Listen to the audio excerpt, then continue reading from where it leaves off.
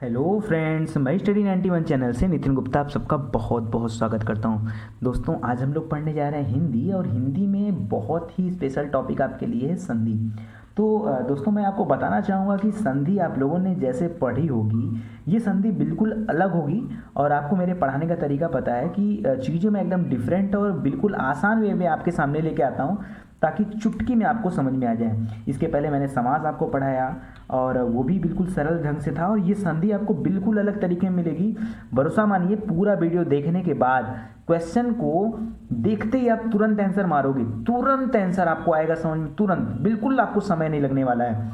तो आप साथ बने रहिए। खाली थोड़ा सा ओवरव्यू देना जरूरी होता है हिंदी का, इसलिए मैंने यहाँ पे कुछ लिखा हुआ, उसके बारे में आप जान लीजिए। देखिए, जो संधि होती है ना, संधि का शाब्दिक अर्थ होता है मेल।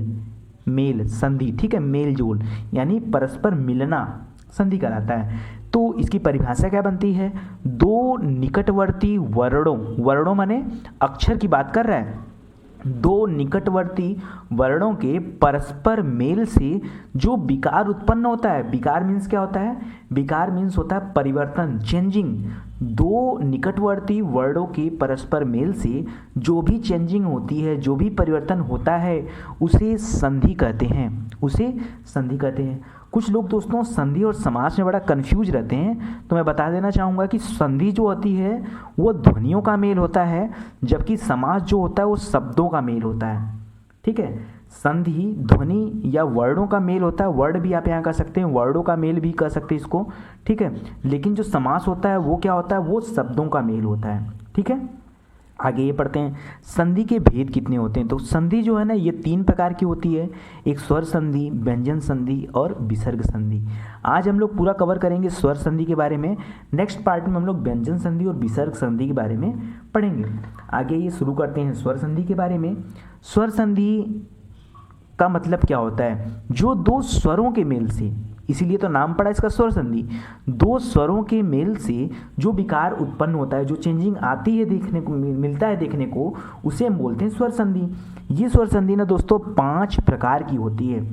एक होता है दीर्घ संधि, दूसरा होता है गुण संधि, तीसरा होता है वृद्धि संधि, चौथा होता है यण संधि, पांचवा होता है अयादि संधि। ये 5 प्रकार के होते हैं दोस्तों। इन्हीं 5 प्रकार में आपके क्वेश्चन बनते हैं, और आपको बताना पड़ता है कि संधि गुण है, दीर्घ है, वृद्ध है, यण है, अयादि है, क्या है। तो आज मेरा जो ट्रिक है, ये बेसिकली इसको आप ट्रिक वाइज भी कर सकते हैं और डीपली भी कर सकते हैं। तो मैं कोई भी ट्रिक दूंगा आपको तो बिल्कुल समझा के दूंगा।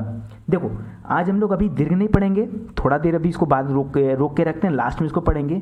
पहली कहानी हम शुरू करते हैं गुण संधि से, ठीक है। पहली कहानी शुरू करते हैं गुण संधि से। दोस्तों, गुण संधि में सिंपल सी बात बताऊँ, एक अक्षर की बात, कि किसी भी शब्द में अगर ए, ओ या अर आपको दिख जाए, क्या क्या, ए, ओ और अर आपको दिख जाए, तो समझ जाओ गुण संधि है। अब दिक्कत ये आती है कि यार ऐसे तो किताबों में भी लिखा हुआ है, तो हकीकत में हम कैसे समझेंगे? देखिए ना, मैं समझाने के लिए आपको डिटेल से बताता हूँ। ये देखिए, सामने है हमारे गुण संधि, ठीक है। बिल्कुल ध्यान लगा के सुनिए दोस्तों, बड़ा इंपॉर्टेंट चीज़ शुरू हो रहा है, ठीक है। यहाँ से एकदम आप लोग कंसंट्रेट हो जाइए, कॉन्सेंट्रेट, और आगे देखते जाइए। देखिए, जो नियम कहता है, पहले मैं नियम बता देता हूँ, बाद में आपको तरीका बताता हूँ समझने का। नियम कहता है कि अ और आ के साथ यदि ई या बड़ी ई, उ या बड़ा उ या री, इनमें से कोई भी आ जाए, किसके साथ? अ या आ के साथ इनमें से कोई भी एक वर्ड आ जाए, तो हमारे पास जो उत्तर बनता है वो क्या बनता है? ए, ओ या अर। अर कब बनता है? जब री आता है, तो ठीक है। अर कब बनता है? जब री आता है, ठीक है। ई कब बनता है? जब ई आता है साथ में तो ए बनता है, और उ आता है साथ में तो ओ बनता है। लाइन से बनता है, देखिए, छोटा ई या बड़ा ई जब मिलता है तो ए बनता है, छोटा उ बड़ा उ जब मिलता है तो ओ बनता है, और री जब मिलता है तो अर बनता है। दोस्तों, जब मैंने इसको पढ़ा ना, तो मेरे दिमाग में बातें चल रही थी कि मैं आपको याद कैसे कराऊँ, ठीक है। तो हुआ क्या कि इसको मैं काफ़ी टाइम तक स्टडी किया। स्टडी करने के बाद मुझे, मतलब मैं चीज़ों को पढ़ता हूँ तो मैं सोचता हूँ कि उसको कितना आसान बनाऊँ कि आपके दिमाग में चीज़ें आ जाएं। इतनी बातें हर किताब में लिखी हुई हैं, हर किताब में। मैंने इसको देखा ध्यान से, और इसी को मैंने रामबाण बनाया। इसी को मैंने क्या बनाया? रामबाण। कुछ अलग से नहीं बता रहा हूँ, केवल मेरा तरीका अलग हो जाएगा यहाँ से। मेरा तरीका क्या हुआ कि हमको यार ये और ये याद करने की क्या ज़रूरत है, हम खाली इसको भी याद करके अपना काम चला सकते हैं, और इसी को देख करके अपना उत्तर टिक कर सकते हैं। और इसको भी याद करने की क्या ज़रूरत है? अगर हम सीधे सीधे मेथड को समझ जाते हैं, किसी भी अक्षर में अगर बीच, भाई संधि माने क्या होता है? दो शब्द मिले होंगे भाई, ये जैसे मान लो ये दो शब्द, एक शब्द एक शब्द, जब दोनों शब्द मिलेंगे आपस में तभी तो संधि होगी। यानी किसी भी शब्द में अगर बीच में ए की मात्रा लगी हो, किसकी? ए की मात्रा लगी हो, या ओ की मात्रा लगी हो, या अर हो, अर मतलब उड़ंतुआ र, ठीक है, ये तीनों अगर दिख जाए तो वहाँ कौन सी संधि है? गुण संधि। इससे ज़्यादा हमको कुछ सोचना नहीं। जैसे नरेंद्र, नरेंद्र में क्या है? मात्रा बीच में है ना, मात्रा बीच में है ना, मात्रा अगर बीच में दिख जाए तो कौन सी संधि?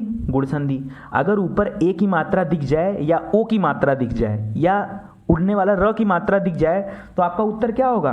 गुण संधि। जैसे नरेंद्र, सुरेंद्र, देखिए बीच वाले पे है पुष्पेंद्र, सत्येंद्र, नरेश, परमेश्वर, सोमेश, कमलेश, रमेंद्र, ठीक है। बिल्कुल जैसे यहाँ पे 4 अक्षर है तो बिल्कुल परेशान होने वाली बात नहीं, सेंटर से मतलब है, एकदम सेंटर से आगे पीछे भी होगा एक तो कोई दिक्कत नहीं है, ठीक है। इसी तरह देखिए महेंद्र, यथेष्ट, राजेंद्र, महेश, उमेश, राकेश, वीरोचित, देखिए यहाँ से ओ का मात्रा आ गया, वीर धन ओ की मात्रा दिख रहा है यहाँ पे ना, परोपकार, ठीक है, हितोपदेश, ओ की मात्रा दिख रहा है ना, सौर्योर्जा, ऊर्जा, तो मैंने बताया ना अर, सौर्योर्जा, अर आ रहा है ना, जलोर्मी, अर आ रहा है ना, महोदय, देखिए ओ की मात्रा है, महोत्सव, ओ की मात्रा है, देवर्षि, अर, सप्तर्षि, राजर्षि, ब्रह्मर्षि, महर्षि, ये सब में कौन सी संधि है? सब के सब में गुण संधि है। तो अगर आपको याद रखना है तो केवल इतनी सी बातें याद रखिए कि जो भी शब्द हों अगर उसमें एक मात्रा है गुण संधि, ओ की मात्रा है गुण संधि, और अर आ गया तो भी गुण संधि। इतनी सी बात तो आपको याद रखनी है। इसी तरह से दोस्तों बिल्कुल घबराइए मत, इसी तरह मैंने सबका बना डाला और यही सही है, यही आपका सही है। इसी तरह देखिए वृद्ध संधि है। वृद्ध संधि कैसे होता है दोस्तों, ध्यान से देखिए। अब हम ये मेथोडोलॉजी आपको बाद में दिखाता हूँ। देखिए वृद्ध संधि कहता है इसी अ या आ के साथ ए या ए, ओ या औ, वहाँ पे क्या था? छोटा ई, बड़ा ई, छोटा ऊ, बड़ा ऊ और री, ये 5 आए थे। अब वृद्ध में क्या होता है? री के आगे होता है ए, ए, ओ, औ। इन चारों में से कोई अगर इसके साथ आ जाए तो मात्रा जो बनती है क्या बनती है? ए बनती है या औ बनती है। तो यही तो हमारे लिए रामबाण हो गया, यही वाला पॉइंट हमारे लिए क्या हो गया? रामबाण हो गया। हमको तो इसी पे देख के हम अपना उत्तर निकाल देंगे। यानी क्या? अगर कहीं भी आपको एक मात्रा दिख जाए, डबल मात्रा दिख जाए, देखो एक मात्रा था तो गुण संधि था, और डबल मात्रा लग जाएगा तो वृद्धि संधि, मतलब बूढ़ा हो गया। वृद्धि संधि मतलब बूढ़ा हो गया। डबल मात्रा कहीं दिख जाए, किसी भी अक्षर के ऊपर अगर डबल मात्रा आपको दिख जाए, आंख बंद करके वृद्ध संधि, याद रहेगा दोस्तों। देखिए डबल मात्रा मतलब क्या? डबल मात्रा मतलब देखिए ऐसे, डबल मात्रा मतलब जैसे कोई भी अक्षर यहाँ लिखा होगा, अगर आपको ऐसा मात्रा दिख रहा है ऊपर, तो इसको मान के चलिए एकदम 100% गारंटी है कि ये कौन सी संधि होगी? ये वृद्धि संधि ही होगी। ये 100% तय है, तय है, तय है। बिल्कुल घबराइए मत, आप क्वेश्चन उठाइएगा, सॉल्व करिएगा, सारे क्वेश्चन हल होंगे। तो एक हो गया, लौकैसला हो गया, मतैक्य हो गया, धनेश्वर हो गया, सदैव हो गया, तथैव हो गया, महेश्वरय हो गया, रमेश्वरय हो गया। तो यहाँ तक तो ए की मात्रा थी, ठीक है। यहाँ पे देखिए औ की मात्रा है, वनौषधि, दंतौष्ठ, परमोदार्य, परमौषध, महोजस्वी, महोज, महोषध, महोदार्य। तो ये सब क्या है? अगर कहीं भी ऊपर डबल मात्रा है तो वृद्धि संधि, अगर ऊपर सिंगल मात्रा है तो गुण संधि, अगर ओ की मात्रा है तो गुण संधि, अर है तो गुण संधि। आसान हुआ ना? बिल्कुल आसान। इसी तरह से देखिए यण संधि है। अच्छा यण क्या कहता है? यण कहता है जैसे यहाँ पे आ दे रहा था ना शुरू में, उसी तरह से यहाँ पे छोटी या बड़ी उ और री, यहाँ तक का शब्द उठा दिया और कह रहा है इनमें से कोई भी एक आ जाए, आ उ ए कुछ भी आ जाए तो आपका उत्तर क्या बनेगा? यण संधि। अच्छा निकल के क्या आएगा? निकल के आएगा य हो सकता है, या आ सकता है, यू ए ऐसे होगा, ठीक है ना। या आ सकता है व, वा, वी, वे, र, रा, री। तो अब इतनी चीज़ें आ सकती हैं। अभी तक क्या था? 1-2 चीज़ें आ रही थी तो हम तो ध्यान दे रहे थे। अभी अगर इतनी चीज़ें आ जाएंगी तो यार इसको हम कैसे याद करें? इसके लिए भी कोई ट्रिक तो है ना? ट्रिक उसके लिए क्या ट्रिक है? इतना शब्द ना फोकस करके 3 शब्द फोकस करो ना, य, व और र। अगर किसी भी शब्द में इन तीनों शब्द दिखाई दें, सेंटर में बीच में ये तीनों शब्द दिखाई दें और इसके साथ कोई न कोई अधूरा शब्द रहे, अधूरा शब्द, पूरा नहीं, कोई न कोई अधूरा शब्द रहे, तो उत्तर क्या होगा? उत्तर होगा यण संधि। कैसे याद रखोगे? यण में जो ड़ है ये भी तो अधूरा है, हलंत लगा होता है ना, अधूरा है। तो याद रखना य व या र के साथ कोई न कोई अधूरा शब्द रहेगा, ये अक्षर रहेगा, ये 100% गारंटी। दोस्तों यहाँ शब्द नहीं करेंगे, सॉरी गलती से हो गया, अक्षर, कोई न कोई अधूरा अक्षर रहेगा। जैसे देखिए अत्यधिक, य के साथ आधा है ना, यद्यपि, ठीक है ना, यद्यपि, तो यद्य आधा द होता था ना, यहाँ आधा त है ना, यहाँ भी आधा त है ना य के साथ। देखिए य व या र के साथ आएगा, अगर आगे पीछे आया तो गड़बड़ हो जाएगा। उपर्युक्त में उड़ने वाला र किसके साथ है? य के साथ। यहाँ भी त किसके साथ? य के साथ।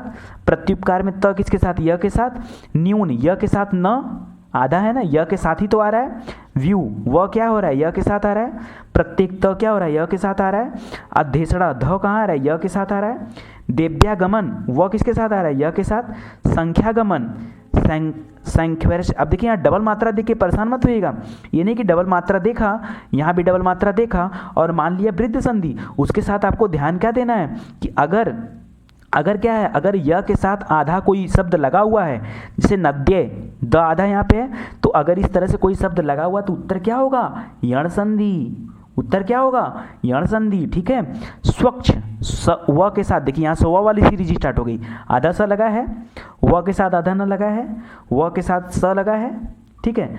मध्वालय व के साथ ध लगा है। अन्विति व के साथ न लगा है। अन्वित, अन्वेषणा, पित्रानुमति त के साथ र जब मिलता है तभी तो त्र होता है। मात्राज्ञा, पित्राज्ञा, मातृक्षा, पितृक्षा, समझ में आ रहा ना? तो याद रखिए य व और र के साथ कोई भी अधूरा अक्षर अगर जुड़ा है तो आपका उत्तर क्या रहेगा? यण संधि। फिर से दोस्तों मैं याद करा दूं आपको, याद रखिए अगर ऊपर एक मात्रा है यानी ए या ओ या अर, ये तीन अगर है तो आपका क्या हो जाएगा? गुण संधि। अगर डबल मात्रा ऊपर दिख गई तो आंख बंद करके टिक मारो, क्या? वृद्धि संधि। और अगर य व या र के साथ कोई अधूरा अक्षर जुड़ जाए तो उत्तर क्या हो जाएगा? यण संधि। अयादि तो एकदम आसान है, अयादि संधि तो एकदम आसान है। देखो अयादि क्या होता है? अयादि संधि में क्या होता है? नियम तो कहता है ए ऐ ओ औ के साथ अगर अ ई उ ई इनमें से कोई आ जाए तो बनेगा क्या? अय आओ आई, औ आओ आवी आवी, या आवी या आऊ, ठीक है, इतना शब्द बनेगा। तो अब बात आती है यार इतना भी तो कैसे याद रखोगे? हम इसके भी शॉर्टकट में चलते हैं, ठीक है। देखो चीज़ों को हमको आसान करके पढ़ना है, ठीक है, कठिन बना के नहीं पढ़ना है। कितने आसान फॉर्मेट में कोई चीज़ें हमको मिल जाती है, इंपॉर्टेंट है। तो यार यहाँ क्या याद रखोगे? सिंपल सी बात बताऊँ दोस्तों कि यहाँ जो भी मीनिंग आपकी आएगी वो हमेशा य और व के साथ रहेगा। नयन, शयन, नायक, गायक, ठीक है, गायन, नायिका, य पे छोटी की मात्रा, गायिका, पवन, भवन, श्रवण, पवित्र, गविनी, पावन, गावक, पावन, नाविक, भाविनी, भावुक, ठीक है। ये सारा एकदम सिंपल वर्ड होते हैं और य और व क्या होते हैं? अक्सर करके ये बीच में आएंगे ही आएंगे। क्या क्या बीच में आ सकते हैं? या तो य या तो व। तो अगर ये आ रहे हैं और सिंपल मीनिंग है तो आप जान जाओ क्या है? अयादि संधि है। इसके बाद देखते हैं दोस्तों दीर्घ संधि के बारे में। बहुत आसान ये भी है, नियम के अनुसार तो चाहे जो कुछ भी हो, नियम आप जानते हैं। आ ई उ के साथ आ ई उ अगर आ जाए तो उत्तर क्या आएगा? आ ई उ। तो यही हमारे लिए रामबाण है। हमको क्या देखना? हमको बीच में देखना आ की मात्रा, बीच में देखना बड़े ई की मात्रा, बड़ी ई की मात्रा और बड़ा ऊ की मात्रा। अगर छोटा ई या छोटा ऊ आ गया तो दीर्घ संधि नहीं होगा। याद रखना, अगर छोटा ई या छोटा ऊ आ गया तो दीर्घ संधि नहीं हो सकता। देखो बीच में देखो, धर्मार्थ आ की मात्रा है, स्वार्थी आ की मात्रा है, देवार्चना आ की मात्रा है, वीरांगना आ की मात्रा है, मतानुसार आ की मात्रा है, देवालय आ की मात्रा है, नवागत, सत्याग्रह, दिव्यागमन, ठीक है ना, आ की मात्रा है, देवागमन, परीक्षार्थी बड़ी ई है ना। अगर यहाँ छोटी ई अगर कोई गलती से लगा दे और पूछे कि बताओ कि क्या सही है क्या गलत है, तो याद रखना छोटी ई कभी भी दीर्घ में नहीं आता है। दीर्घ में हमेशा या तो आ या तो बड़ी ई की मात्रा या तो बड़े ऊ की मात्रा रहेगा, नहीं तो नहीं रहेगा। सीमांत में आ है, देशांतर में आ है, रेखांश में आ है, महात्मा में आ है, विद्यालय में आ है, वार्तालाप में आ है, अतियु में बड़ी ई की मात्रा है ना, बड़ी ई, कविंद्र बड़ी ई, मुनिंद्र बड़ी ई, कपिंद्र बड़ी ई, रविंद्र अगर कर दे रहे हो तो क्या हो जाएगा, रविंद्र में अगर छोटी की मात्रा मैंने लगा दिया तो क्या हो जाएगा, तो ये गलत हो जाएगा। बड़ी की मात्रा रहेगा दोस्तों तभी सही है। छोटी ई की मात्रा कभी भी दीर्घ संधि में नहीं होती है और छोटे ऊ की मात्रा भी नहीं होती है। होगा तो क्या होगा, बड़ी ई या बड़ा ऊ, ठीक है।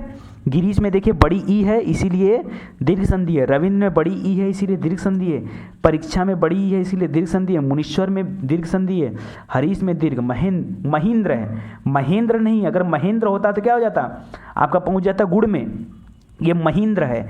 रजनीश, लमीक्षा, योगीश्वर, जानकीश, भानुदय बड़ी यू की मात्रा है, अगर छोटे यू की मात्रा लगा दूं तो ये दीर्घ संधि नहीं होगा। लघुत्तर, लघुर्मी, साधुर्जा, वधुत्सव, सरयूर्मी, ठीक है, भूष्मा, वधूर्मी, वधूपकार। तो इस तरह से दोस्तों अगर आप लेके चलोगे तो उम्मीद करता हूँ दोस्तों कि सारी की सारी बातें अगर ध्यान में आप रखोगे तो पूरी संधि के सारे क्वेश्चन आप यूँ चुटकी बजा के कर दोगे। इसमें कोई ट्रिक नहीं है, मैंने याद रखना, मैं आपको कोई ट्रिक नहीं दिया आपको कोई, ठीक है, मैंने आपको कोई अलग से चीज़ें नहीं बताई, उसी चीज़ों को शार्ट करके एक वे में आपके सामने दिया हूँ ताकि आप आसानी से उन सब चीज़ों को समझ सकें। दोस्तों अगर आपको वीडियो अच्छा लगा हो तो प्लीज़ इस वीडियो को शेयर करिए ताकि ज़्यादा से ज़्यादा लोग वीडियो देख पाएँ। हालांकि ये वीडियो उन लोगों तक पहुँच पाए जो किसी वजह से या तो कोचिंग नहीं कर पाते या उनके पास कोई साधन पढ़ने का नहीं है। तो दोस्तों अगर उनको ये पढ़ाई मिलेगी तो आपको बहुत ही चीज़ें मिलेंगी, मतलब ठीक है, आप समझ रहे हो। तो इस वीडियो को ज़रूर से शेयर करिएगा। और हाँ दोस्तों, अगर वीडियो पे ऐड आता है तो प्लीज़ दोस्तों ऐड को पूरा देखा करिए, ऐड को स्किप मत किया करिए। और बहुत बहुत धन्यवाद आपका, थैंक यू सो मच।